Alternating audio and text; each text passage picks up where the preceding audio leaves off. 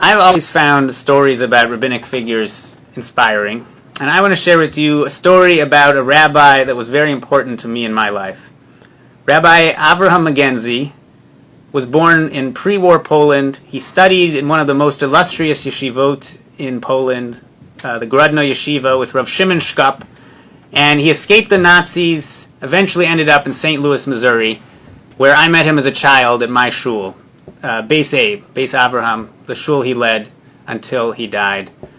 And it was actually after his death, at his funeral, that I heard a story from one of his students, who himself was a rabbi, and a story that really inspired me. And this is that story.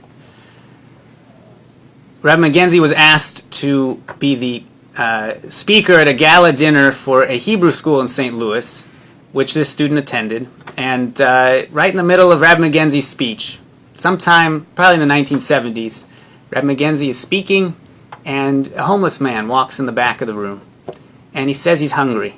So some of the parents overseeing the event, they say, here, please, just the rabbi's speaking, do you mind leaving?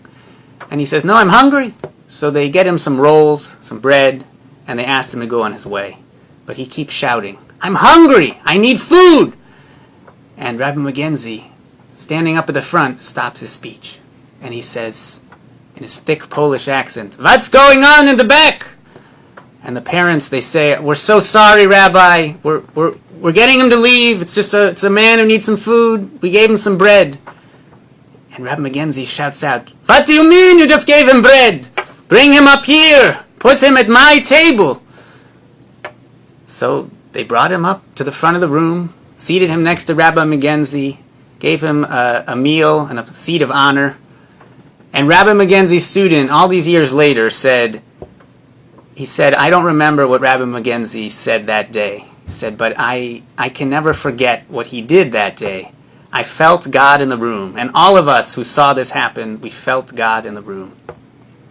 When I heard that story about 15 years ago, it helped set me on the path I'm on now towards smicha.